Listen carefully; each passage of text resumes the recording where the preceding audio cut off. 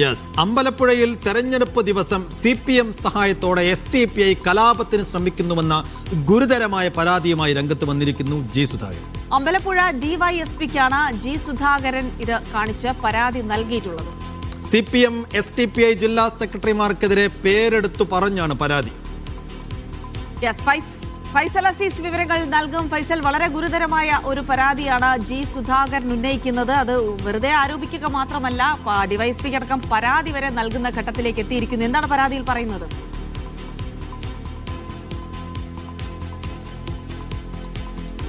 തീർച്ചയായും ജിൻസി സൈഫു, വളരെ ഗുരുതരമായ ഒരു പരാതി തന്നെയാണ് ജി സുധാകരൻ അമ്പലപ്പുഴ DYSPക്ക് നൽകിയിരിക്കുന്നത്.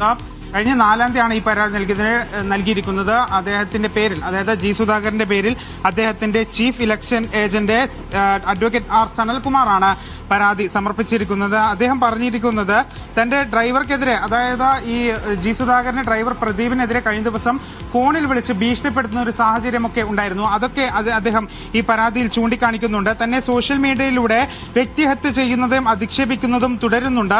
ഈ മണ്ഡലത്തിൽ SDPI പരസ്യമായി LDFന് പിന്തുണ പ്രഖ്യാപിച്ചിട്ടുണ്ട്. തീവ്രവാദ സ്വഭാവമുള്ള സംഘടനകളുടെ ഇടപെടൽ ഞങ്ങൾ ഗൗരവമായി കാണുന്നുണ്ട്. കൂടാതെ മുൻപ് നടന്ന രാഷ്ട്രീയ കൊലപാതക കേസുകളിലെ പ്രതികൾ ഉൾപ്പെടെ താമസിക്കുന്ന മണ്ഡലത്തിൽ വോട്ടെടുപ്പ് ദിവസം വ്യാപകമായ അക്രമങ്ങൾ അഴിച്ചുവിടാൻ എതിർകക്ഷികൾ പദ്ധതിയിടുന്നതായി സംശയിക്കുന്നുണ്ട്.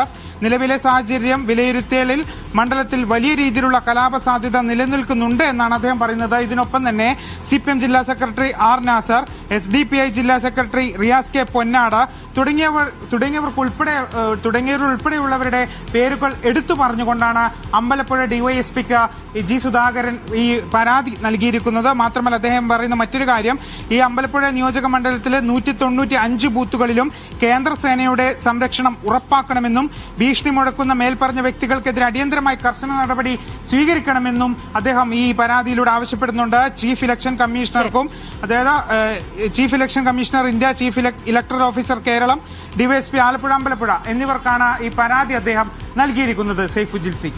ശരി, ഫൈസൽ അസീസ് ആണ് വിവരങ്ങൾ നൽകിയത്.